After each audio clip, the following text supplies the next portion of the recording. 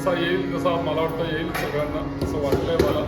पण त्यातनं तुमचं काही येत नसेल तर तुम्ही जरा सगळ्या महिला मंडळी थोड्याशा इकडे सरकेला तर ते मंडळी थोडीशी इकडे होईल म्हणजे माझा आवाज पोचेल तिथपर्यंत. जर का जमत असेल तर सहज शक्य, नाही तर माझा आवाज पोचत असेल तर राहू दे.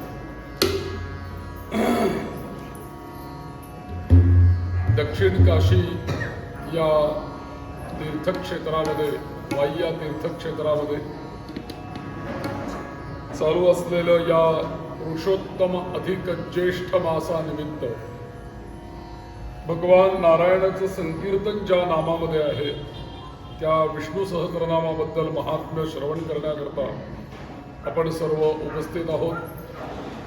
प्रथमतः या दक्षिण काशी क्षेत्रामधल्या सर्व देवदेवतांना आपण आवाहन करूया, सगळ्या देवदेवतांना वंदन करूया. या स्थानामध्ये असलेले शिव महादेव, कृष्णामाई, अश्वत्थरूपी नारायण अशा अनंत देवता या स्थानाच्या जवळ आसपासही आहेत. या सर्वांना वंदन करूया. तसंच या 5 दिवसाचं अधिष्ठान म्हणून आपण जे लक्ष्मीनारायण दैवत मानलेलं आहे अधिष्ठान, त्या अधिष्ठानालाही आपण वंदन करूया. आणि तसंच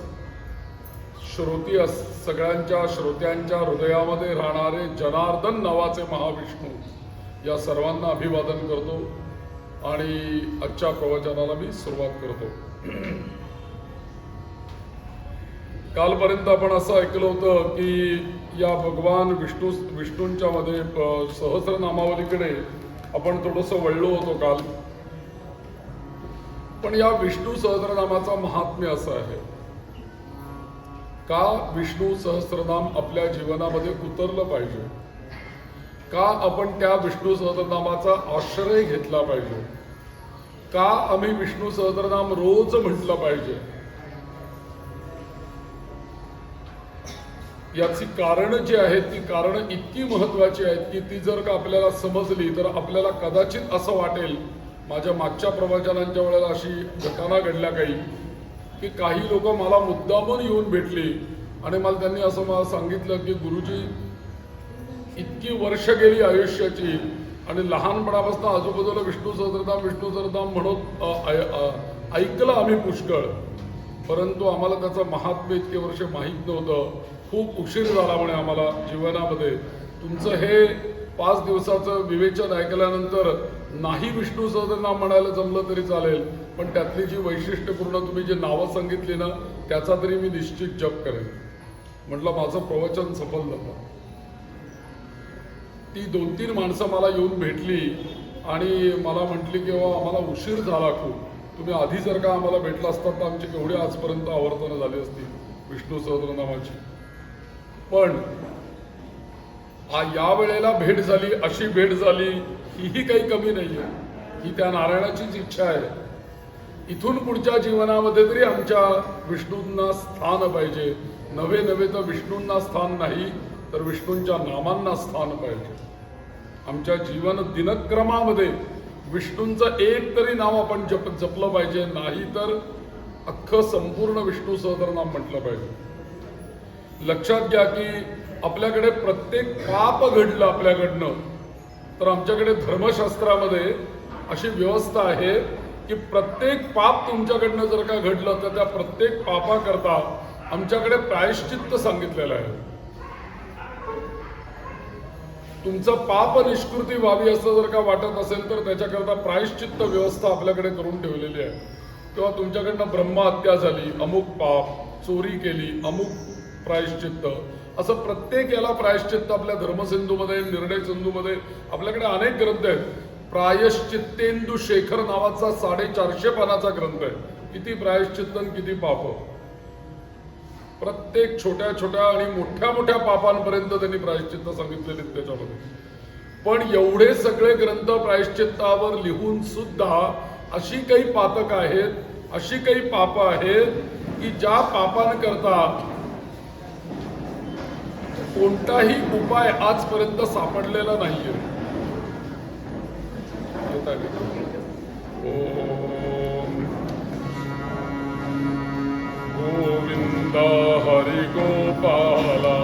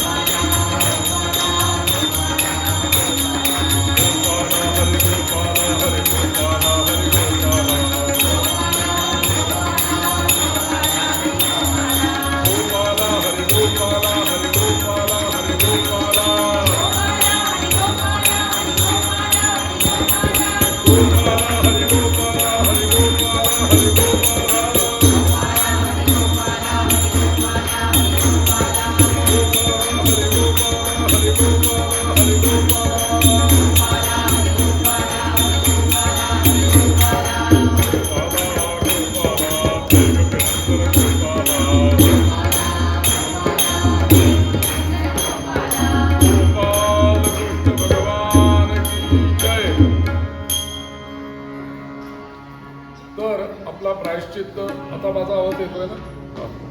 प्रायश्चित्त हा एक विषय होता. प्रायश्चित्तेंदू शेखर नावाचा 450 पानी ग्रंथ, असा एक मी तुम्हाला सांगतोय.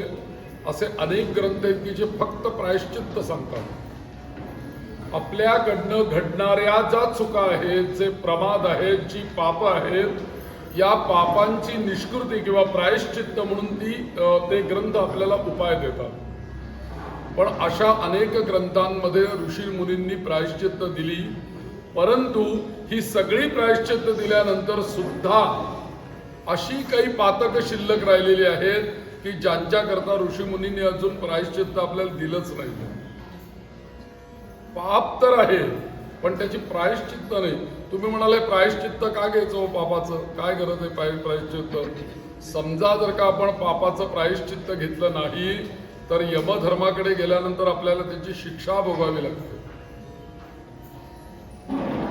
यम विचार करतो की बाबा रे, तू पाप किती केलेलं आहेस आणि पुण्य किती केलेलं आहेस, आणि त्याचा विचार चित्रगुप्त आणि यम करतात आणि त्याप्रमाणे तुम्हाला ते कुठल्या नरकात पाठवायचं हे ठरवतात. मग तुम्ही इथेच जर का प्रायश्चित्त घेतलं तर तिकडे शिक्षा कमी होते. म्हणून प्रायश्चित्त व्यवस्था आपल्या धर्मामध्ये केलेली आहे. मग लक्षात घ्या तुम्ही, अशी काही प्रायश्चित्त आहेत की त्या पापांच्या करता प्रायश्चित्तच नाहीत, अशी पाप आहेत. कशी पाप होतात आपल्याकडनं? कायेन वाचा मनसेंद्रियैर्वा, रोज आपण म्हणतो बघा, रोज म्हणतो. कायेन, पहिलं शरीराकडनं पाप होतात आपल्या 24 तासात. करा कल्पना, रात्री डोळे झोपल्यानंतर, झोपायला गेल्यानंतर डोळे मिटून शांत बसा आणि नारायणाला शरण जा आणि माझ्या शरीराकडनं आज काय पाप झाली त्याचा विचार करा. कायेन, काया म्हणजे शरीर, माझ्या शरीराकडनं आज काय पातक झाली. वाचा, माझ्या वाणीकडनं काय पातक झाली आहेत आज. मी कोणाला दुखवलं का आज, कोणाला वाईट बोललो का, कोणाचा अपमान केला का.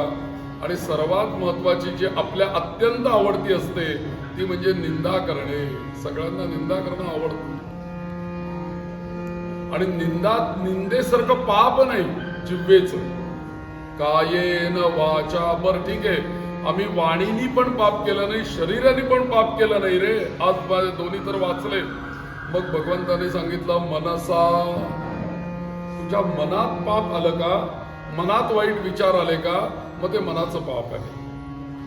इंद्रियैर्वा, तुझ्या कुठल्या इंद्रियाने पाप केलं का, हाताने पाप केलं, पायाने पाप केलं, डोळ्याने पाप केलं, नाकाने पाप केलं, कानाने पाप केलं, इंद्रियांकडनं पण काही पाप झालंय का. रोज रात्री झोपायला गेल्यानंतर हा श्लोक रोज म्हणत चला, रोज म्हणा.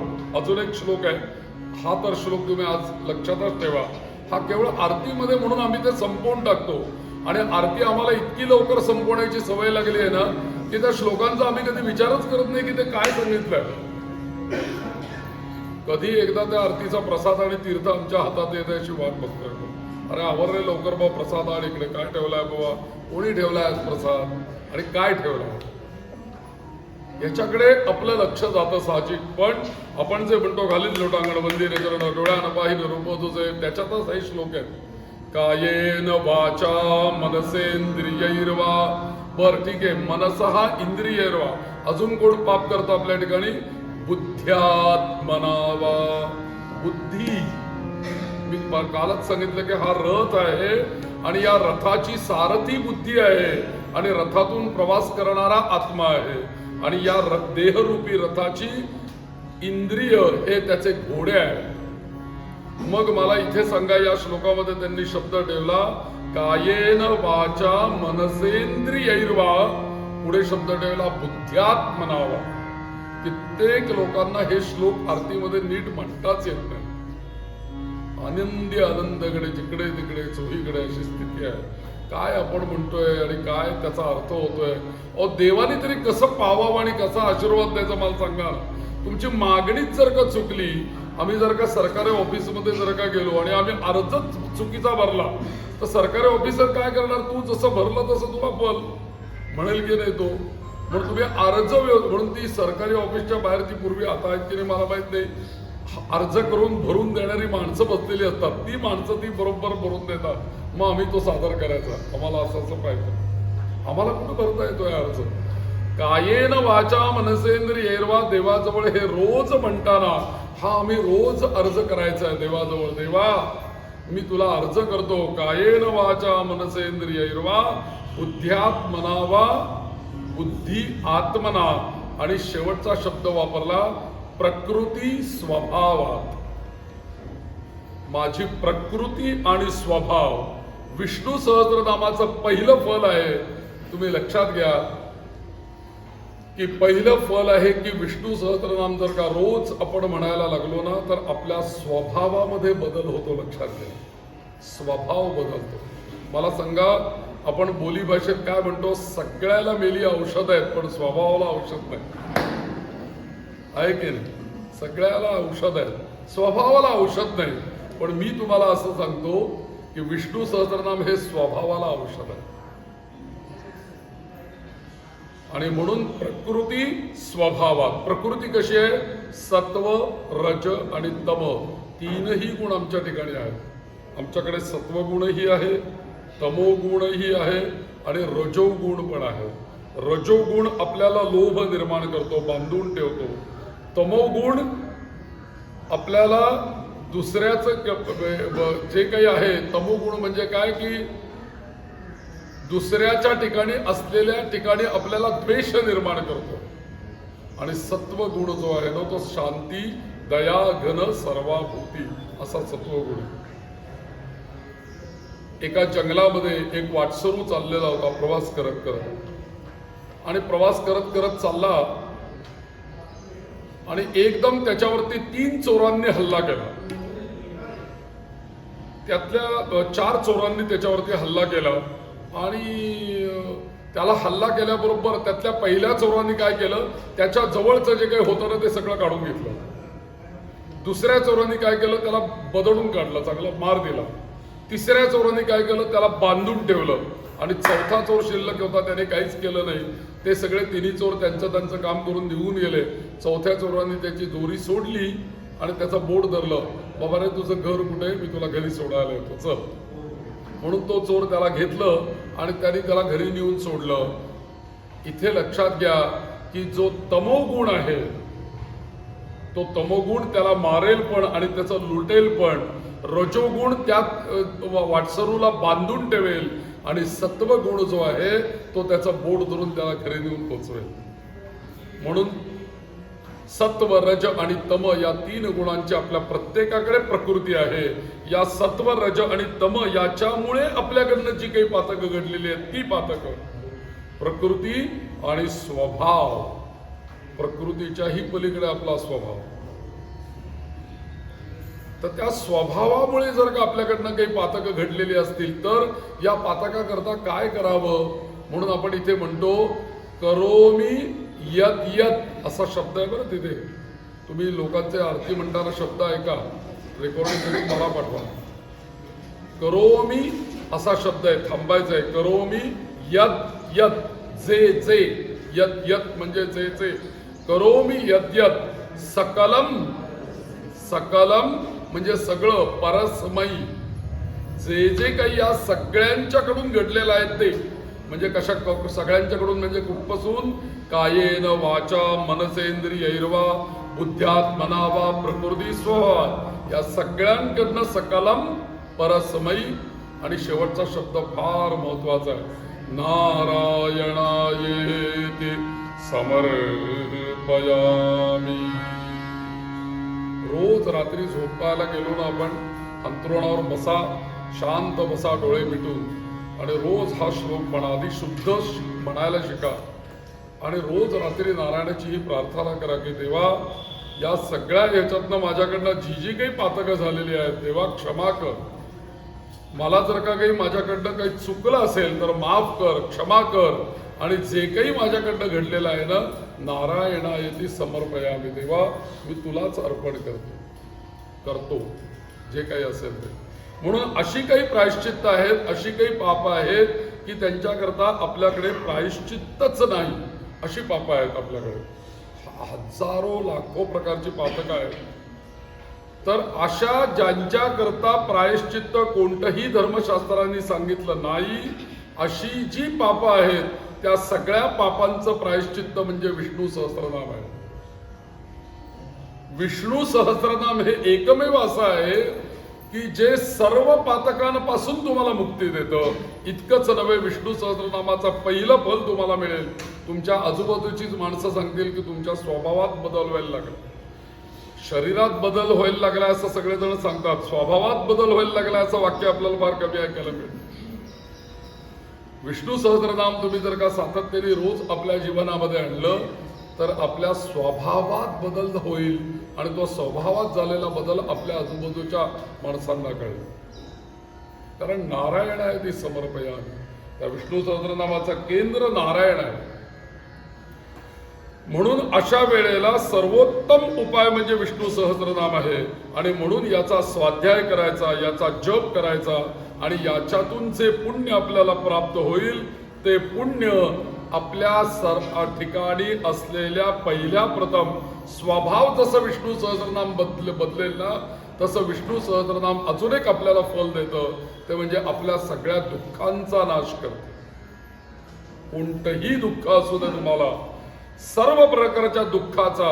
आणि त्याच्या पुढे आपण म्हणतो दुःखाला जोडून एक शब्द असतो बघा, दुःख दारिद्र्य, जोडून शब्द आहेत.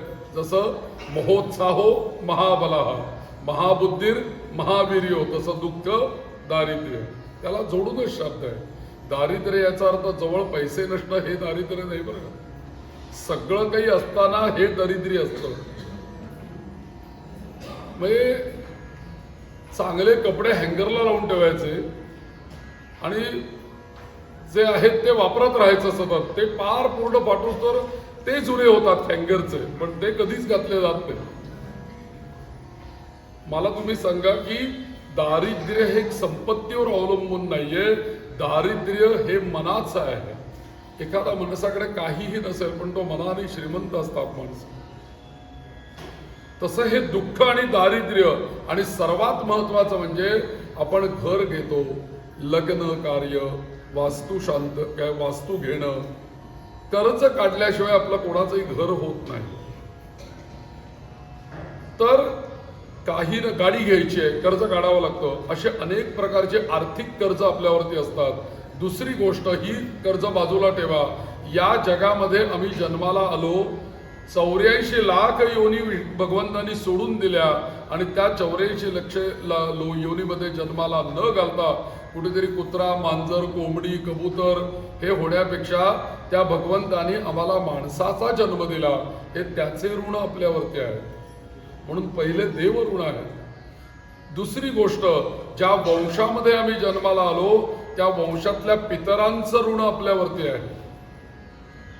3 पिढ्यांचं तर निश्चित ऋण आहे. म्हणूनच आम्ही श्राद्धाला वडील, आजोबा, पणजोबा, आई, आजी आणि पणजी असे उच्चार करतो. पितरांचं ऋण आहे. आणि ज्या समाजामध्ये आपण राहतो त्या समाजाचंही काही ऋण आपल्यावरती आहे. अशा अनेक प्रकारच्या ऋणांमध्ये आपलं जीवन अडकलेलं आहे. अशा सगळ्या ऋणातून मुक्त व्हायचं असेल, दुःखातून मुक्त व्हायचं असेल, दारिद्र्यातून मुक्त व्हायचं असेल तर एकमेव उपाय म्हणजे विष्णू सहस्रनाम. मी हे माझ्या पदरचं काही सांगत नाही, बरोबर श्लोकच आहेत. तुम्ही फलश्रुतीचे श्लोक मी वाचणार आहे. लाईट आला की तो श्लोक वाचतो आणि मग त्याच्यावर बोलतो. आत्ता मला दिसतच नाही श्लोक, मी तसाच बोलतोय. तर महत्वाचं म्हणजे काय की सहस्रनाम पठणाने हे सगळं दूर होतं. आता दुसरी गोष्ट अशी आहे की आपल्याला काही ना काहीतरी प्रत्येकाला व्याधी आहे. समर्थांनी असा एक प्रश्न विचारला, जगी सर्व सुखी असा कोण आहे, विचारे मना तूची. या जगामध्ये सुखी माणसाचा सदरा कोण आहे? कोण सुखी या जगामध्ये? आमच्या तुकाराम महाराजांनी एक अभंगच केला, सुख पाहावे जवा एवढे, दुःख डोंगरा एवढे. प्रत्येकाच्या जीवनामध्ये काही ना काहीतरी दुःख आहे. प्रत्येकाच्या जीवनामध्ये काही ना काहीतरी आधी व्याधी आहेतच. काही ना काहीतरी हे दुखतंय, ते दुखतंय, अमुक होतंय, तमुक होतंय, काही ना तर पित्त होतंय, डोकं दुखतंय, चालूच आहे काही ना काहीतरी व्याधी. म्हणून अशा अनेक प्रकारच्या आपल्या व्याधी आहेत, रोग आहेत. या सगळ्या रोग आणि व्याधींच्या नाशाकरता सुद्धा विष्णू सहस्त्रनाम हे महाऔषधी आहे, लक्षात घ्या. एक उदाहरण तुम्हाला सांगतो. आपल्या मराठवाड्यामध्ये, महाराष्ट्रातलंच उदाहरण आहे. आपल्या मराठवाड्यामध्ये पूर्वीच्या काळी ब्रिटिश काळामध्ये, म्हणजे 100-150 वर्षापूर्वीचा काळ आहे असं तुम्ही गृहीत करा. त्यावेळेस काही असे स्टेथोस्कोपवाले डॉक्टर कुठे नव्हते आणि दवाखाने नव्हते. तर त्यावेळेस सगळीकडे वैद्य असायचे आणि आयुर्वेदिक वैद्य असायचे आणि पिढीजात वैद्यकीय त्यांच्याकडे विद्या असायच्या. आमच्या पुण्यातही आहेत नाना डॉक्टर, किती पिढ्यात पिढ्या वैद्य आहेत. तर नाडी परीक्षा त्या वैद्यांची उत्तम असे आणि त्यांच्या ओटीवर जाऊन बसलं आणि त्या वैद्यावरती गावातल्या लोकांची अशी श्रद्धा असायची की त्या वैद्यांनी माती जरी दिली तरी सुद्धा रोग बरे व्हायचे, अशी त्या लोकांची श्रद्धा. आता काही वेळेला असं होतं की वडील खूप विद्वान असतात, वडील विद्वान वैद्य होते, ओसरीवर औषधं द्यायचे, त्यांचा ते खलबत्ता आयुर्वेदिक औषध देण्याचा, ते सगळे चिनीमातीच्या बरण्या ठेवलेल्या, कल्पना करा, औषधी पडलेल्या आहेत, पालापाचोळा सगळा, त्याला जो रोग असेल त्याप्रमाणे ते औषध बनवून पुड्या बनवून द्यायचे. असं ते आयुर्वेदिक पूर्वीचा हे होतं. त्यांचा मुलगा जो होता तो मुलगा हे वैद्यकीय शास्त्र काही शिकलाच नाही, त्यांनी वडिलांची विद्या घेतली. असं होतं बऱ्याच वेळेला की पिढ्यानपिढ्या असलेली जी काही विद्वत्ता किंवा जी काही हे सामर्थ्य आहे ते कुठल्या तरी पिढीला थांबून जातं, पुढे कोणी त्यांच्या घराण्यात राहत नाही. असं बरीच घराणी लुप्त झाली. तसं हे पण घराणं होतं, वैद्यकीय घराणं. त्यांच्या पुढे त्या मुलांनी काही शिकला नाही. आता असं असतं की एखाद्या वैद्याची, एखाद्या वकिलाची किंवा गुरुची, हे जी काही लोक आहेत ही कौटुंबिक गरज आहे सगळ्यांना आणि त्यामुळे त्या घराची एक वहिवाट पडलेली असते. तशी त्या वैद्याच्या घरी जाण्याची वहिवाट सगळ्या गावातल्या लोकांना सवय होती त्यांच्या ओसरीवर जाण्याची आणि औषध घेण्याची. त्यामुळे ते वैद्यांनी देह ठेवला, ते गेले तरी सुद्धा लांब लांबून शेवटच्या आजूबाजूच्या गावातल्या लोक सुद्धा काही ना काहीतरी औषधं आम्हाला द्यावं, औषधं द्या म्हणून पेशंट घेऊन यायला लागले तिथे. अहो तो मुलगा म्हणायचा, अहो ते गेले माझे वडील, आता कोण औषध देणार तुम्हाला? नाही पण या ओसरीवर आल्यामुळे आम्हाला बरं वाटतं, तुम्ही काही द्या आम्हाला, पण आम्हाला द्या. या मुलाने विचार केला की पेशंट तर रोज वाढतायत, करावं काय? मी तर काही शिकलो नाही, कुठलं यातलं औषध द्यायचं काय माहिती, बरं याला कुठला रोग मला नाणी नाही बघतायत, काय करावं काय करावं. शेवटी तो मुलगा रागावला आणि घरातनं ओसरीवरनं सरळ मधल्या घरातनं परसामध्ये गेला आणि परसामध्ये तिकडे तुळशी वृंदावन होतं त्यांच्या पश्चिमेला घराच्या आणि त्या तुळशी वृंदावनापाशी असं बसून राहिला. आणि एक गोष्ट त्याला वडिलांकडनं लहानपणीच मिळालेली होती, ती म्हणजे विष्णू सहस्त्रनाम त्याला येत होतं. तेवढी एकच गोष्ट तो शिकलेला होता वडिलांकडे. आणि मग तो तिथे जाऊन बसला आणि काही नाही म्हटलं, आता ह्यातनं कोण वाचवणारे, पेशंट येत आहेत, मला तर काही, त्याची अवस्था बिकट व्हायला लागली. आणि शेवटी तो तिथे विष्णू सहस्त्रनाम म्हणायला लागला, म्हणत बसायला लागला. तिथे तोंड लपवून बसला होता. पेशंट तिथपर्यंत यायला लागले, अरे तू कुठं बसला, दे बाबा आम्हाला औषध का तरी, त्याच्याकडे तिथे. आता तो काय करावा प्रश्न, तरी असा हात घातला तुळशी वृंदावनात, हाताला माती, तुळशीची आतली माती काढली त्यांनी, माती खाली ठेवली, 2-4 गोळ्या बनवल्या, नारायणाय नमः, अच्युताय नमः, गोविंदाय नमः, दिल्या गोळ्या त्यांना, गोविंदाय नमः, केशवाय नमः. एक तिथनं माती घ्यायची, चिमटीवर गोळी करायची, जा बाबा हे घेऊन जा. त्या विचारांनी श्रद्धेने ती दिलेल्या मातीच्या गोळ्या घेतल्या, घरी गेले. आश्चर्य असं घडायला लागलं की त्यांना ज्या व्याधी होत्या, जे रोग होते, ते रोग बरे व्हायला लागले. ते पुन्हा आले, दादा आम्हाला परत औषध द्या, तुमचं औषध लई भारी आहे म्हटले, फर्स्ट क्लास, एक नंबर द्या म्हणे ते औषध. कुठलं औषध आणि काय, माती देतोय रोज लोकांना. पण ती माती देताना विश्वम विष्णुर्वषट्कारो भूतभव्य भवद्प्रभुः भूतकृत भूतकृद्भावो भूतात्मा भूतभावनः भूतात्मा. ते सगळं विष्णू सहस्त्रनाम म्हणताना मग दुसऱ्या दिवशीपासून त्यांनी काय केलं, पेशंट कधी येतात 8-9 दिवस उजाडल्यावर येतात ना, हा पहाटे 4 वाजता जाऊन बसायचो तुळशीपाशी, उजाडताच पहाटे आणि पहाटेच 5-50 गोळ्या करून ठेवायचा. ये बाबा पैसे उचल गोळी घे. सगळ्या रोगांवर औषध एकच, मातीची गोळी. आणि असे कित्येक पेशंट त्यांचे बरे झाले. मी तुम्हाला सांगतो, ही सांगोवंगी गोष्ट नाहीये. कल्याण मासिकामध्ये ही गोष्ट छापून आलेली आहे. विष्णू सहस्रनाम की महिमा हिंदीमध्ये छापली आहे. पण मला ही तुम्हाला मुद्दामून सांगावीशी का वाटली, कारण महाराष्ट्रातली ही कथा आहे.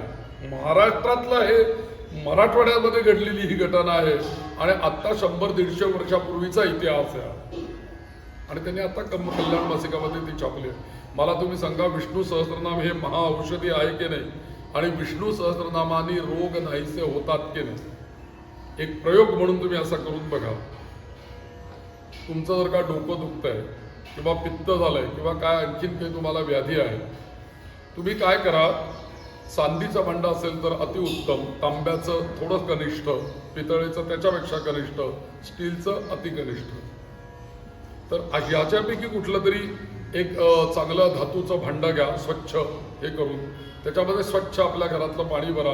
गंगाजल असेल तर अतिउत्तम, गंगा, यमुना, नर्मदा याचं कुठलं जल असेल तर अतिउत्तम. ते भरायचं त्याच्यामध्ये. ते जे भांडं आहे ते भांडं आपल्या हातावरती ठेवा, डाव्या हातावरती, आणि त्याच्यावरती आपला उजवा हात असा ठेवा.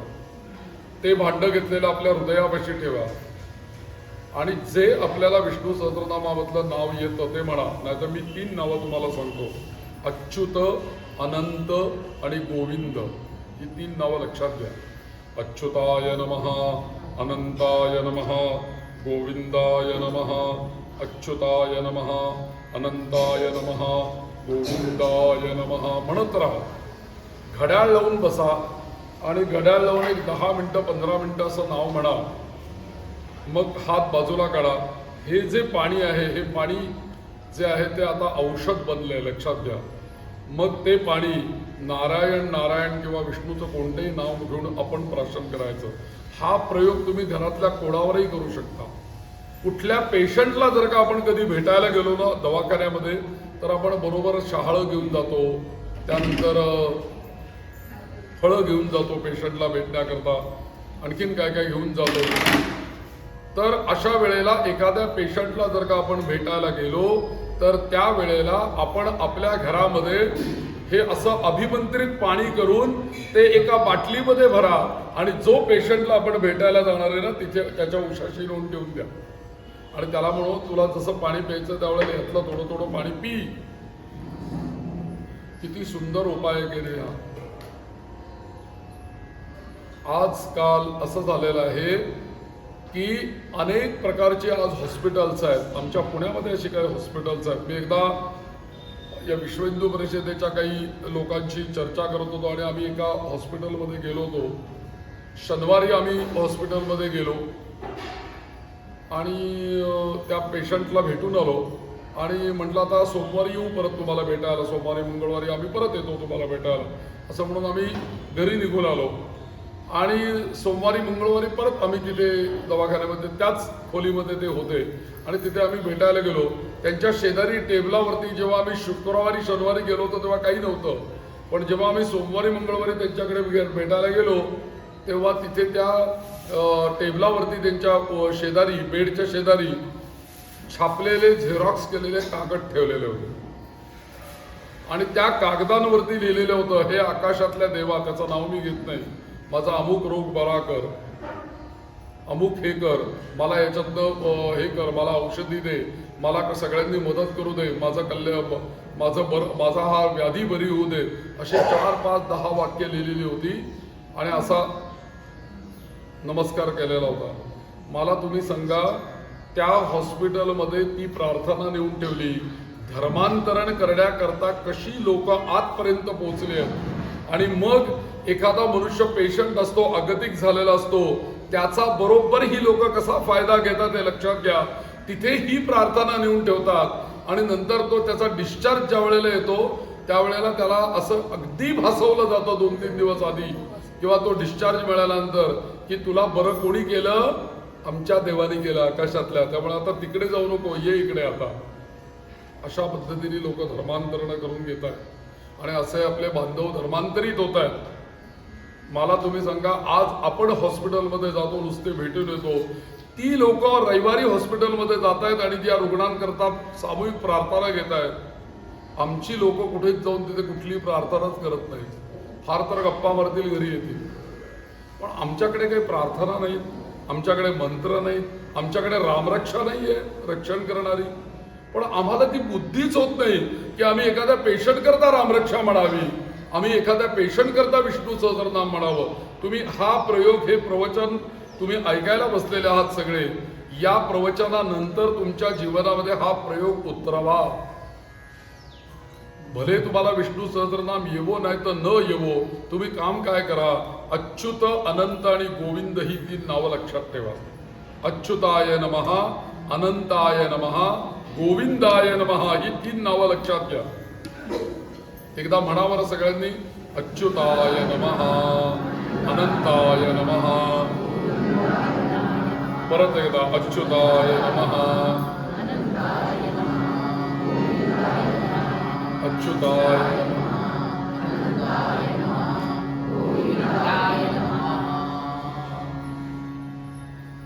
अच्युता हरि गोविंद, नारायण हरि गोविंद, अच्युता हरि गोविंद, नारायण हरि गोविंद, अच्युता हरि गोविंद,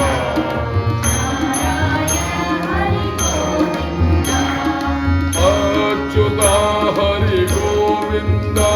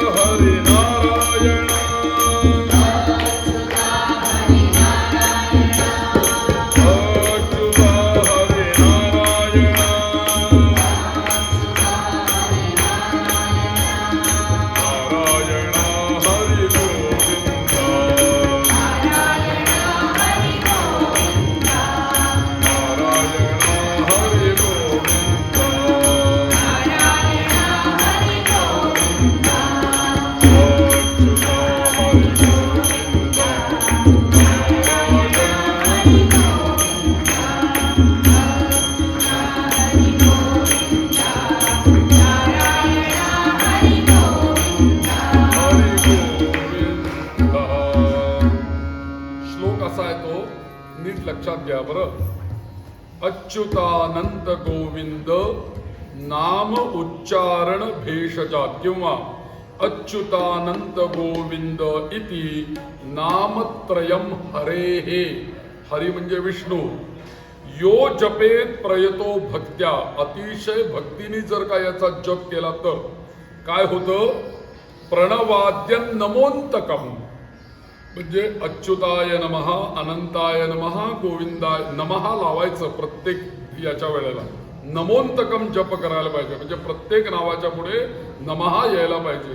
असा जर का तुम्ही जप केला तर अतिशय सर्वात जास्ती आपल्याला ज्याची भीती वाटते ना, या जीवाला भीती कशाची आहे माहितीये? कशाची भीती आहे आपल्याला? सगळ्यांना जीवांना मृत्यूची भीती आहे. आपल्याकडे फक्त सावरकर असं म्हणायचं कायम, तुम्ही सगळे मृत्यूला घाबरता, पण मी असा आहे की मला मृत्यू घाबरतो. काय विषाद आहे त्याची, मला येईल मला भेटायला. म्हणून अनादि मी, अनंत मी, हे ते म्हणायचं सावरकर. मला मृत्यू घाबरतो, तुम्ही मृत्यूला घाबरता म्हणायचं. तर असं जर का नामस्मरण जर का आपण केलं तस्य मृत्यू भयम नास्ती, त्यांचं मृत्यू भय नाहीसं होईल. किती नावामध्ये महात्म्य? 3 नावं आहेत. अच्युताय नमः, अनंताय नमः, गोविंदाय. मृत्यू भय नाहीसं होईल. मग एखादा जर का ICU मध्ये पेशंट असेल आणि आम्ही पाणी अभिमंत्रित करून त्याला नेऊन दिलं, किती महत्कार्य होईल आपल्या हात कल्पना करा तुम्ही. ईश्वराचं कार्य ही समाजसेवा आहे. ईश्वराचं कार्य ही ज्यांना गरज आहे त्यांना जाऊन ते ईश्वराचं मदत पोहोचवणं. अहो, तो नारायण तुम्हालाच प्रेरणा देईल आणि त्यांना मदत करेल. तुम्ही फक्त निमित्त मात्र असाल, प्रत्यक्षात तो नारायण कार्य करतोय हे लक्षात घ्या. बरोबर आहे की नाही? आपण कशाला अहंकार करायचा? अरे मी औषध, आपल्याला असं काही म्हणायचं नाही आमच्याच देवाने तुम्हाला बरं केलं म्हणून. आपल्याला असं म्हणायचं नाहीये. देवाची इच्छा, मला त्यांनी निमित्त केलं, मला प्रेरणा दिली, मी हे पाणी तुझ्याकरता घेऊन आलो. इथून पुढे हा प्रयोग करायला सुरुवात करा. आणि पेशंटला नेहमी चांगलं पाणी द्यावं लागतं ना, कारण ते कुठलंही पाणी आपल्या घरातलं चालत नाही. मग गंगेचं पाणी हे सर्वात शुद्ध असतं, लक्षात घ्या. काचेच्या बाटलीमध्ये जर का गंगा ठेवलेली असेल तर ती कदापि वर्षानुवर्ष खराब होत नाही. प्लॅस्टिकमध्ये ठेवली की बिघडलं गणित. प्लॅस्टिकमध्ये ठेवून उपयोग नाही. म्हणून गंगा जर का घरी आणली ना ताजी, घेऊन आला कोणी यात्रेला, तर पहिली प्लॅस्टिकची बाटली फेकून द्या आणि काचेच्या बाटलीत ती भरून ठेवा की ते व्यवस्थित पाणी राहतं. सगळा गाळ त्यातला खाली भरले आणि चकचकीत पाणी असतं, ते तुम्ही पाणी घ्या. चांदीच्या भांड्यात घेतलं पाणी की चांदीच्या भांड्यामध्ये पाणी प्यावं असं आयुर्वेदाने सांगितलंय, कारण चांदी ही पाणी शुद्ध करते. म्हणून पूर्वीच्या काळचे लोक काय करायचे, चांदीच्या पातेल्यामध्ये पाणी गरम करायचे आणि ते पाणी गरम करत असताना त्याच्यात सोनं टाकायचं आणि ते पाणी रोज प्यायला वापरायचं. अशी आपल्याकडे सगळी श्रीमंती होती. म्हणजे सोनं पण पोटामध्ये जाणं आवश्यक आहे आणि चांदी पण जाणं आपल्या शरीरामध्ये आवश्यक आहे. म्हणून या गोष्टींनी ती जात असे. म्हणून सोनं आणि चांदी हे दोन्ही वापर पाण्यामध्ये असे करायचे. म्हणून गंगेचं पाणी घ्या आणि तिथे म्हटलेलं आहे, नामत्रयम महामंत्रम जपेत यहा प्रयतात्मवान. हे नामत्रयांचा मी तुम्हाला महामंत्र देतोय असं समजा तुम्ही. हा महामंत्र आहे. अच्युताय नमः, अनंताय नमः, गोविंदाय नमः, हा महामंत्र आहे. आणि त्याच्या पुढे त्यांनी असं सांगितलं, अजून काय सांगावं शंकरांनी. आणि हे सांगते कोण? महादेव सांगतायत पार्वतीला. ते म्हणतात, काल मृत्यू भयंचापी तस्य नास्ति किमन्यतः. तू नुसतं मृत्यू भय नाहीसं होईल असं समजू नको. अगं तो काळ जो आहे ना, काळ मृत्यू काळ सर्प, तो सुद्धा भयंचापी नास्ति किमन्यतः, त्याचं सुद्धा भय बाळगायचं तुला कारण नाही. हे उमे फक्त हे 3 नावाचं तू सतत जप कर. तर तेव्हा आपण कसं म्हणतो की नाही की तुम्ही हे मला जप करायला सांगताय, पण तुम्हाला याचा काही अनुभव आला का हो, असं विचारतो की नाही आपण. पटकन विचारतात लोक, तुम्हाला ते तुम्ही करून काही मिळालं का हो. तर त्याला तसं पार्वतीने पण निरागसपणे विचारलं देवाला की महादेव, मला तुम्ही हे मंत्र देताय, 3 ते नारायणांचे आहेत, पण मला असं सांगा तुम्ही की हे मंत्र जप केल्याने तुम्हाला काय मिळालं. ते म्हणाले, मला भरपूर काही मिळालंय. मी जो तुझ्या समोर आहे ना, तो या 3 नावांमुळेच आहे. ते म्हटली कसं? ते म्हटले सोपी गोष्ट आहे. ज्या वेळेला म्हणे बघ समुद्र मंथन झालं होतं आणि समुद्र मंथन करत असताना ती रवी फिरत होती समुद्रामध्ये, त्यातनं सगळी 14 रत्न निर्माण झाली, अमृत निर्माण झालं, त्याच्याबरोबर हलाहल नावाचं निळ्या रंगाचं विष निर्माण झालं. आणि मग त्यावेळेस अमृत घ्यायला सगळेच देव आले, पण विष माझ्या वाट्याला. आणि मग ते निळ्या रंगाचं हलाहल नावाचं विष मी प्राशन केलं. तू एक कल्पना कर म्हणे पार्वती, हे विषाचा परिणाम माझ्या शरीरावरती का झाला नाही. तेव्हा महादेवांनी सांगितलं की त्यावेळेला मी विषप्राशन केल्यानंतर अच्युताय नमः, अनंताय नमः, गोविंदाय नमः या 3 नावांचा मी सातत्याने जप केला. आणि मग ते विष जे आहे ते फक्त कंठामध्ये राहिलं, हृदयाकडे गेलं नाही आणि मुखातही राहिलं नाही, इथेच राहिलं. म्हणून सगळे पांढरे शुभ्र असणारे शंकर फक्त नीलकंठ नाम प्रसिद्ध झाले. फक्त एवढाच भाग निघा. आता ते सगळा फोटोतच निळे दाखवतात. शंकर तसं नाहीये, वर्णन तसं नाहीये. आपण तो श्लोक म्हणतो ना, कर्पूर गौरम करुणावतारम. मला तुम्ही सांगा, कर्पूर गौर म्हणजे शंकर कसे असले पाहिजे? कापूर कसा आहे? कर्पूर गौरम करुणावतारम संसार सारम भुजगेंद्रहारम सदा वसंतम हृदयारविंदे भवम भवानी सहितं नमामि, असा श्लोक आहे. कर्पूर गौरम म्हणजे पांढरे शुभ्र शंकर आहे आणि त्यांचा कंठ फक्त निळ्या रंगाचा आहे. आणि त्या शंकरांना या हलाहल नावाच्या विषाचा त्यांच्या शरीरावरती परिणाम झाला नाही. याला एकमेव कारण जर का कुठलं असेल तर ते एकमेव कारण म्हणजे अच्युताय नमः, अनंताय नमः, गोविंदाय नमः. आता अच्युताय नमः, अनंताय नमः आणि गोविंदाय नमः असं जे काही हा मंत्र आहे, या मंत्राबरोबर असं एक अनुष्ठान आपल्याकडे दिलेलं आहे. कसं अनुष्ठान दिलंय? नमो भगवते वासुदेवाय हा 12 अक्षरांचा मंत्र. त्यांनी काय सांगितलं? हा जो मंत्र आहे, ओम नमो भगवते वासुदेवाय, हा मंत्र सप्तरात्रम जप अनुष्ठानम कुर्यात. 7 रात्रीपर्यंत हा मंत्र जप करावा. म्हणजे दिवस रात्र म्हणजे 7 दिवस, दिवसा आणि रात्री, दिवसा रात्री असं 7 दिवस पर्यंत याचा जप करावा अखंड. असं जर का याचा जप केला, आणि लक्षात घ्या की लोकांना जप करायला सांगितलं ना 7 दिवस, बुधवार ते बुधवार विष्णू सहस्त्रनाम म्हणायला सांगितलं ना की लगेच उलटा फोन मला पहिल्यांदा येतो, गुरुजी ते कलश स्थापन करायचं का हो, फोटो स्थापन करायचंय का, मग ते अमुक करायचंय का, मग ते अमुक करायचंय का. 25 प्रश्न. या कुठल्याही अनुष्ठानाला काहीही स्थापन करण्याची आवश्यकता नाही, काही गरज नाही. फक्त एकच मी म्हणेन, दिवा लावा. दिवा लावल्याशिवाय अनुष्ठान करू नका. मग तो दिवा लावा. तो दिवा शुद्ध देशी गाईच्या तुपाचा दिवा लावा. कारण गोमाता ही गोविंदाला प्रिय आहे आणि गोविंद हे नाव विष्णूंना प्रिय आहे. जर का तुम्ही डालडा तुपाचा आणि नको त्या काय त्याला म्हणतात रेशनच्या तेलाचे दिवे लावले तर त्याचा गोविंदाला ते आवडणार नाही. तुम्ही जर का शुद्ध गाईचा, आणि आता हल्ली देशी गाईचं, गीर गाईचं तूप A2 सगळीकडे मिळत आहे, त्यामुळे तुम्ही ते लावा. अर्धा चमचा का होईना ते तूप वापरा आणि देवासमोर तो दिवा लावा. शांतपणे तुमचा जप आणि अनुष्ठान करा.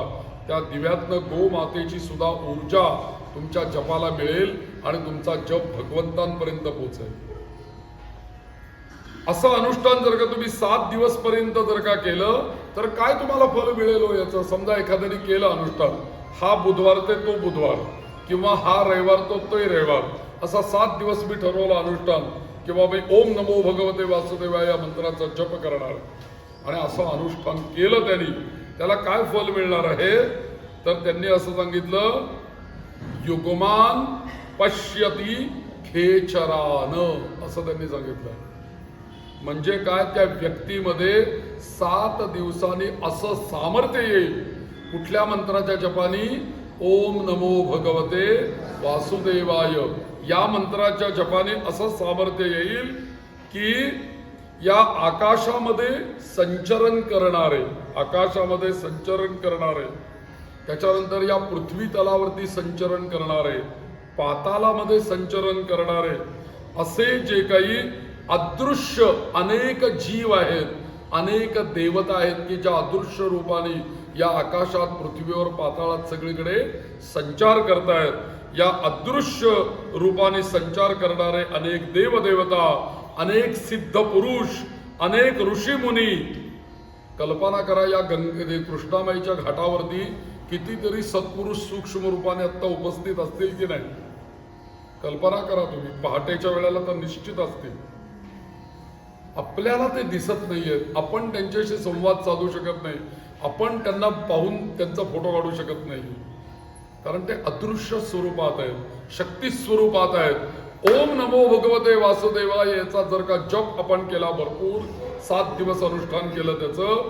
तर असे जे सूक्ष्म स्वरूपामध्ये सिद्ध ऋषी मुनी या पृथ्वी तलावरती फिरतायत, किंवा गंधर्व, आपल्याला कधी गंधर्व आपण ऐकतो, पण आपल्याला कधी गंधर्व दिसलेत का, यक्ष दिसलेत का, किन्नर दिसलेत का, या सगळ्यांना आपण कधी बघितलेलं नाहीये. तुम्ही जर का नमो भगवते वासुदेवायचा जप केला, तर या नमो भगवतेचा जप केल्यानंतर हे सगळे सूक्ष्म स्तरावरचे देवदेवता आणि हे सूक्ष्म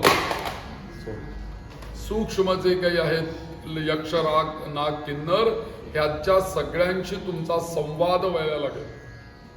इतकं सामर्थ्य तुमच्या देहामध्ये येईल. आणि मला तुम्हाला सांगायचंय, नमो भगवते वासुदेवाचं हे एक अनुष्ठान दिलं, हे विष्णू पुराणामध्ये आलं, पण नमो भगवते वासुदेवाय या 12 अक्षरांचा विस्तार, म्हणजे नमो भगवते वासुदेवाय ही 12 अक्षर, या 12 अक्षरांच्या मंत्राचा पूर्ण असा विस्तार म्हणजे 1000 विष्णू सहस्रनाम आहे. नमो भगवते वासुदेवाय या संपूर्ण विष्णू सहस्रनामाचं सार आहे. आणि या नमो भगवते वासुदेवायचा विस्तार विष्णू सहस्रनाम आहे. म्हणजे जे या मंत्राचं फल आहे तेच फल या विष्णू सहस्रनामाचं आहे. मग असं वाटायला नको कोणाला की मी नमो भगवते वासुदेवाय म्हटल्यानंतर आता काय सहस्रनाम म्हणण्याची आवश्यकता नाही, तेवढंच त्यांनी सांगितलं तेवढंच करूया आपण, असं नाहीये. बरं, तुम्हाला ते जमत असेल तर तेही पण आहे, श्रेष्ठच आहे, त्याचा तुम्ही जप करा. तरी सुद्धा तुमच्या अंगामध्ये असं सामर्थ्य प्राप्त होईल की त्या सामर्थ्याने आपल्याला अनेक प्रकारचे हा सूक्ष्म जीव जंतूंशी संवाद साधण्याचं सामर्थ्य तुम्हाला प्राप्त होईल. किती विष्णू सहस्रनाम श्रेष्ठ आहे, याच्यापेक्षा काय सांगावं अजून. ओम नमो भगवते वासुदेवाय. ओम नमो भगवते वासुदेवाय. ओम नमो भगवते वासुदेवाय. म्हणा, सगळे म्हणा.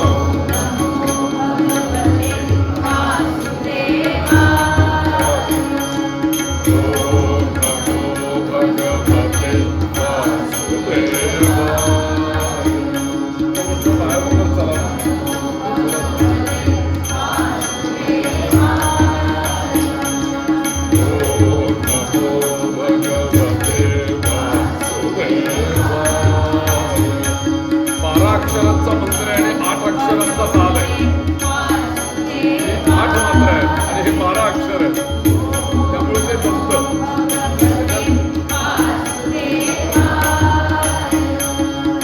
ओम नमो भगवते वासुदेवाय. ओम नमो भगवते वासुदेवाय. ओम नमो भगवते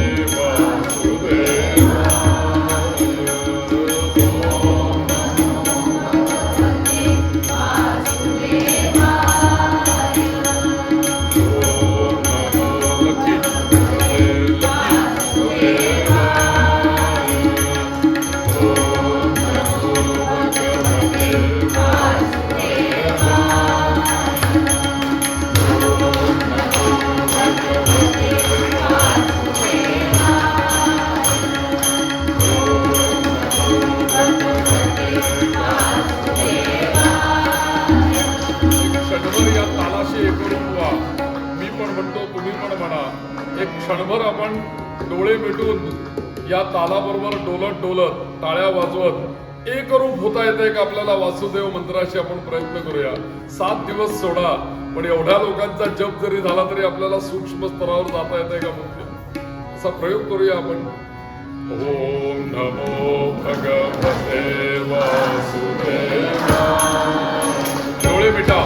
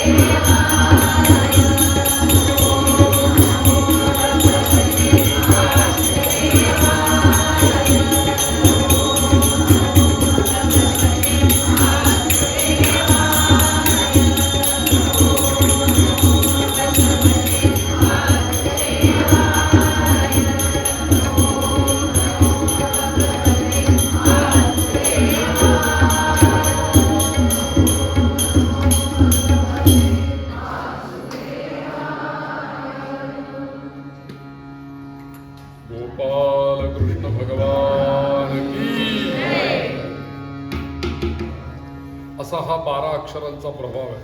मध्यंतर केव्हा करायचं? आज नाहीये मध्यंतर, आहे ना मध्यंतर? थोड्या वेळात करूया जरा मध्यंतर, 1 तास होऊ दे, 10 मिनिटांनी करूया. तर या सगळ्या गोष्टींमध्ये सामर्थ्य आहे खास. प्रत्येक मंत्रामध्ये सामर्थ्य दडून एक आज नवीन मंत्र तुम्हाला मी दिले. कुठले कुठले मंत्र घेतले आपण आज? मागच्या तुम्ही सांगू नका, शेवटच्या माणसांनी सांगू दे. कुठले कुठले मंत्र घेतले आज आपण? पहिला मंत्र अच्युताय नमः, अनंताय नमः, गोविंदाय नमः, ओम नमो भगवते. हे मंत्र झाले. आता तुम्हाला मी अजून एक मंत्र देतो की जो अत्यंतिक प्रभावी असा मंत्र आहे. त्या मंत्राला असं म्हटलेलं आहे, आधी म्हणून दाखवतो मी तुम्हाला संकीर्तन यांच्याबरोबर. तुम्ही ऐका फक्त 1-2 मिनिटं, मग त्या मंत्राची महती सांगतो. ओम हरि शरणं, हरि शरणं, हरि शरणं, श्री हरि शरणं, हरि शरणं, हरि शरणं, हरि शरणं, श्री हरि शरणं, हरि शरणं, हरि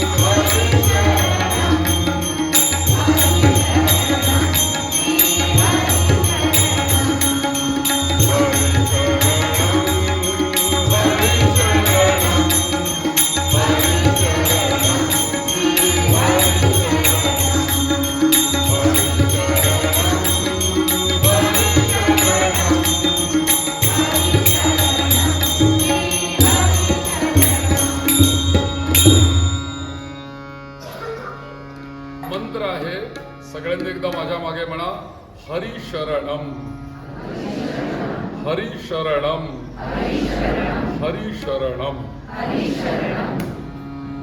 हरि शरणम. हरी हे भगवान विष्णूंचं या विष्णू सहस्रनामामध्ये असलेलं अत्यंत महत्वाचं नाव आहे बरं का. आणि आपण वारकरी संप्रदायाचा जो मंत्र पाहणार आहोत, आज काही पाहणार नाही आहोत, तो राम कृष्ण हरी असं आपण पाहणार आहोत.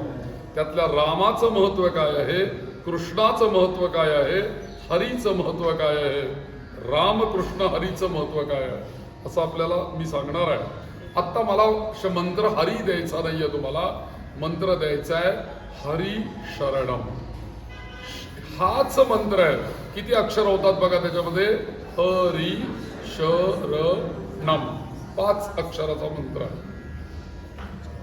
या मंत्राचा एवढा प्रभाव आहे की या मंत्राचा प्रभाव सांगताना मी तुम्हाला एक गोष्ट सांगतो.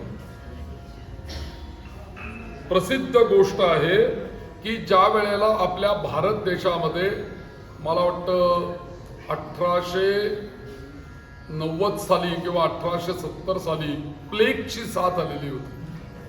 आमच्याकडे ते चाफेकर बंधू, रँड, ती प्लेगची साथ संपूर्ण भारतामध्ये आलेली होती त्यावेळेला. आणि त्या प्लेगची साथ, या प्लेगच्या साथीमध्ये एकदम अचानक चांगल्या असल्या माणसाला एकदम ताप यायला लागायचा आणि तो ताप आला की 104 डिग्री पर्यंत ताप जायचा, 106 डिग्री पर्यंत तो ताप जायचा. आणि एकदा जर का ताप उतरला नाही तर तो ताप त्या माणसाला घेऊनच जायचा आणि घराघरामध्ये माणसं मरून पडायची, असा तो प्लेग होता. आणि त्याच्यावरती रँडने अत्याचार केले पुणेकरांवरती, म्हणून चाफेकर बंधू उठून उभे राहिले रँडला मारण्याकरता. तोच प्लेग, त्याच काळामध्ये ही घटना घडली. असा तो ताप यायचा आणि असा ताप आल्यानंतर आपोआप माणसं मरायची आणि ती काही बरी व्हायची नाही. तर एक या कलकत्ता नावाच्या शहरामध्ये, आत्ताचं कोलकत्ता, त्या कोलकत्ता शहरामध्ये एक पंडितजी होते संस्कृतचे आणि त्यांचं नाव होतं रूढमलजी पंडित असं नाव होतं. कलकत्त्याचं नाव होतं, संस्कृत पंडित होते आणि त्यांचा या भगवंतावरती फार विश्वास होता.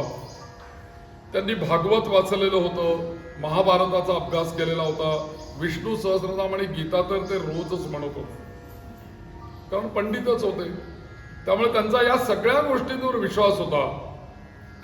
सगळ्यांनी हृदयाचे कान करून ऐका बरं, कारण हरिशरणम मला तुमच्यासमोर मांडायचं आहे. तर हे या भागवतावरती विश्वास असणारे रोज विष्णू सहस्रनाम म्हणायचे, रोज गीता म्हणायचे, असे पंडितजी होते. आणि एक दिवशी ते आपल्या काय त्यांचं कामकाज असेल ते कामकाज करून आपल्या घरी आले संध्याकाळच्या वेळेला. आणि संध्याकाळच्या वेळेला घरी आल्यानंतर त्यांना एकदम ताप आला. प्लेगची साथ सगळीकडे चालू होती. एकदम त्यांना ताप आला आणि ताप आल्यानंतर सगळे आजूबाजूचे लोक घाबरून गेले. वैद्यांना बोलवा, हकीमाला बोलवा, त्यावेळेसचे जे कोणी डॉक्टर होते त्यांना बोलवा. त्याच्या पलीकडेच त्यांच्या ओळखीचे एक राहणारे डॉक्टर होते, त्यांच्याच गल्लीमध्ये पलीकडे. तर त्यांना पटकन बोलून आणण्यात आलं की यांना असा असा ताप आलाय, काय बघा, तपासा, काही औषध द्या वगैरे वगैरे. ते आले आणि त्यांनी नाडी वगैरे बघितली आणि सगळं ताप वगैरे बघितला आणि त्यांनी सांगितलं केस हाताच्या बाहेर गेलेली आहे, उद्या काय होईल काही सांगता येत नाही, कारण ताप खूप वाढलाय म्हणे यांचा अचानक, अशी स्थिती. आणि गेले ते निघून. तरी त्यांनी औषधं दिली होती, पण त्यांना असं वाटलं की औषधांचा फारसा काही उपयोग होणार नाहीये, ही व्यक्ती आता याच्यात जाणार, म्हणून ते डॉक्टर काही न बोलता निघून गेले. हे जे होते पंडितजी रूढमलजी, यांनी काय केलं, यांनी भागवत वाचलेलं होतं, भागवत ऐकलेलं होतं. आणि त्या वेळेला त्यांनी भागवतामध्ये कथेमध्ये असं ऐकलं होतं की सनकादी सनंदन हे जे 4 जण आहेत, या 4 जणांनी एका मंत्राची प्रशंसा भागवतात केलेली आहे, असं भागवतात आहे. आणि तो मंत्र त्यांना तो ताप आल्यानंतर रात्री आठवला, बाकी कुठलाही मंत्र आठवला नाही. आणि या सनकनंदन सनातन ऋषींनी, त्या छोट्या बालकांनी सांगितलेला भागवतातला मंत्र, हा मंत्र होता हरिशरणम. हा मंत्र त्यांना आठवला आणि त्यांनी काही केलं नाही. या मंत्राचा आठवण झाल्याबरोबर त्यांनी या रूढमलजी यांनी काय केलं, त्यांना स्मरण झालं आणि त्यांनी सांगितलं, बेटा, त्यांच्याकडे नोकर चाकर कोणी होते, त्याला सांगितलं, बेटा गंगाजल लाव, गंगाजल लाव, गंगाजल लाव. त्यांनी गंगा तर कलकत्त्याला आहेच, काही प्रश्नच नाही. त्यांनी गंगेचं पाणी आणलं आणि त्यांना इतका ताप होता की हालचाल करणं शक्य नव्हतं. त्या नोकराला सांगितलं, कापड घे, फडकं घे आणि गंगाजलाने माझं अंग सगळं पुसून काढ. अंग सगळं पुसून काढायला सांगितलं आणि त्या नोकराने त्यांचं अंग पुसून दिलं. आणि पुसून दिल्यानंतर त्यांनी सांगितलं, आता तू जा. आणि ते एका खोलीमध्ये गेले, त्यांच्या नित्य खोलीमध्ये. त्या खोलीमध्ये गेले आणि त्यांनी आतला दरवाजा बंद करून टाकला. आणि आतमध्ये दरवाजा बंद करून केल्यानंतर त्यांच्या खोलीमध्ये रोज ज्याच्या समोर ते जप करायचे, ती कृष्णाची मूर्ती होती समोर त्यांच्या खोलीमध्ये. आणि त्या कृष्णाच्या मूर्ती समोर ते येऊन, आता बसण्याचेही त्राण नव्हते, एवढा ताप होता अंगामध्ये. आणि त्या मूर्ती समोर येऊन ते बसले. ती मूर्ती समोर त्यांना बसता येत नव्हतं. मग ते तिथे झोपले आणि ती मूर्ती शेजारी ठेवली उचलून आपल्या शेजारी, आणि शेजारी ठेवले आणि त्यांच्या समोर त्या मूर्तीच्या सान्निध्यामध्ये डोळे मिटले आणि हरिशरणम हरिशरणम हरिशरणम सारखं म्हणायला सुरुवात केली. असं म्हणता म्हणता हरिशरणम हरिशरणम हरिशरणम ते म्हणत राहिले आणि शरणम असा मंत्र म्हणत कितीतरी वेळ निघून गेला. कधी रात्र सरली त्यांनाही कळलं नाही, कधी सकाळ झाली तेही कळलं नाही. आणि सकाळ झाल्यानंतर सर्वसाधारणपणे पूर्वीच्या काळी लोक 4, 4:30, 5ला उठायचेच सगळेजण. 4, 4:30 वाजले त्यावेळेला त्यांना एकदम चेतना आली, जाग आल्यासारखं झालं. म्हणजे रात्रभर हरिशरणम चालू होतं बरं. आणि जाग आली आणि त्यावेळेला त्यांना असं एकदम जाग आल्यानंतर जाणवलं की माझं शरीर एकदम हलकं झालंय. आणि माझं शरीर हलकं झालंय आणि काल माझा गळा किंवा हात जे असं गरम गरम गरम सगळं होत होतं, आता एकदम थंड पडलंय शरीर आणि एकदम हलकं झालंय. मला ताप नाहीये. त्यांनी लगेच दरवाजा वाजवला आणि दरवाजा वाजवून त्यांनी डोकराला हाक मारलं की अरे बघ रे, माझं अंग हलकं झालंय. काल मला ताप आल्यामुळे अंगावरती जे काही लाल लाल उठलं होतं ते पण नाहीये काही, आणि एकदम माझं हलकं स्वाभाविक माझं जसं शरीर होतं तसं आत्ता मला जाणवतंय पहाटे पहाटे. आणि मग म्हटले जा आता बादली भरून गंगाजल परत घेऊन ये, मला आंघोळ करायची आता.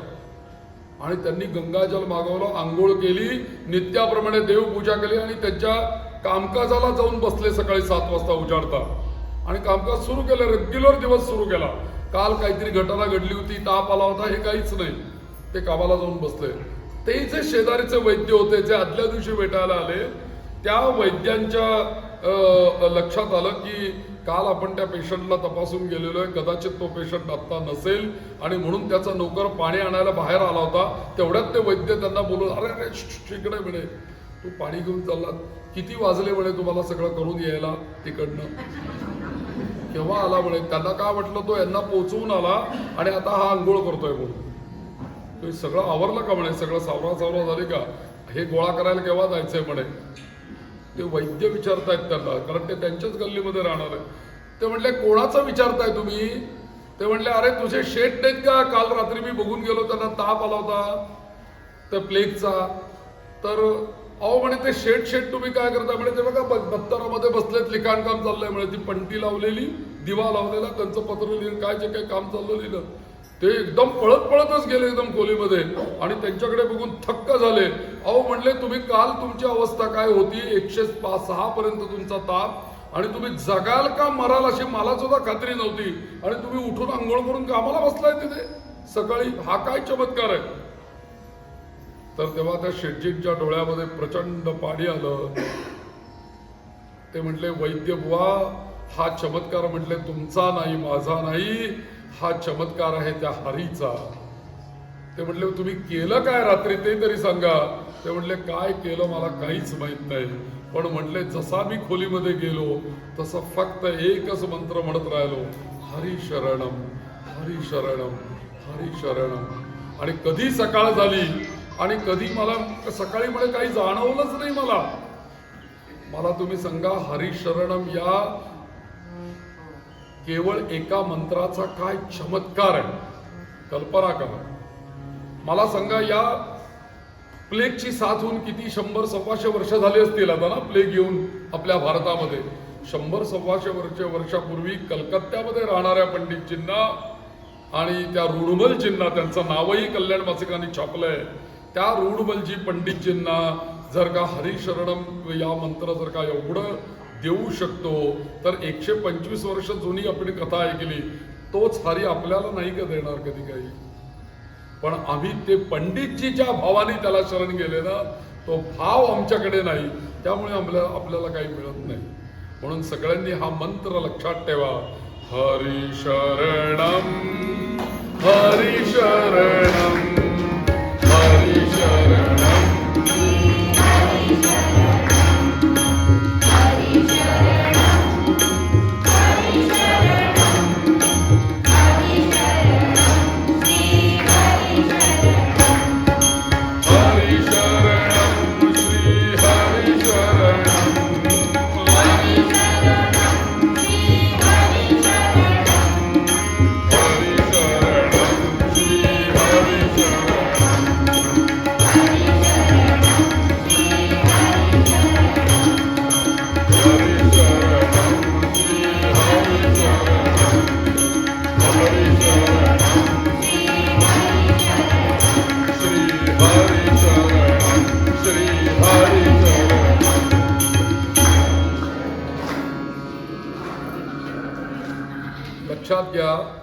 त्या वैद्यांनी आदल्या दिवशी जेव्हा ते तपासून गेलेले होते ना, तेव्हा एक पहिली गोष्ट लक्षात आपल्या आणून देतो की त्यांनी यांना तपासल्यानंतर काहीही उपयोग होणार नाही असं गृहीत धरून या रुडमलजींना काही औषधं ठेवलेली आणून ठेवलेली होती. आणि जेव्हा हे वैद्य सकाळी त्यांना भेटायला गेले त्यांच्या खोलीमध्ये, त्यांनी असं पाहिलं की मी आणून दिलेली औषधाची पुडी जिथे ठेवलेली होती ती तशी आणि तशीच आहे, त्याला हात लावला गेलेला नाहीये. आणि म्हणून त्यांनी विचारलं की तुम्ही कोणता काढा घेतला, कोणती औषधं घेतली आणि तुम्ही बरे झाला, हे त्यांनाच कळेना 2 मिनिटं. तेव्हा त्यांनी उत्तर दिलं, सनकनंदन या ऋषीमुनींनी दिलेला मंत्र हरिशरणम, या मंत्राचा मी जप केला आणि मी आता तंदुरुस्त तुमच्या समोर उभा आहे.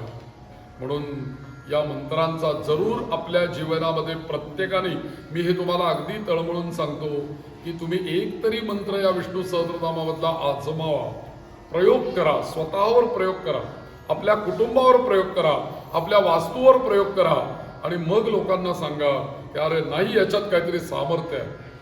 उगाच काहीतरी टीका करण्यात काही मतलब नाही. टीका सुद्धा करायची असेल ना तर अभ्यास करून टीका करावी. मी हे करून बघितलं, काही झालं नाही असं ठामपणे मांडावं मग. आणि मी हे जर का, पण मी तुम्हाला सांगतो की इथे तुम्हाला परीक्षा घेण्याचीच आवश्यकता नाहीये. तुम्ही मनापासून हे करायला लागल्याबरोबर तुम्हाला फल मिळेल मिळेल मिळेल मिळणारच. फक्त तुमची श्रद्धा पाहिजे, तुमचा भाव पाहिजे. म्हणून आपण या हरींना शरण जाऊया. आता आपण मध्यंतर करूया, किंचित मध्यंतर. मलाही जरा थोडंसं विश्रांती थोडीशी बोलायला. श्रीराम जय राम जय जय राम.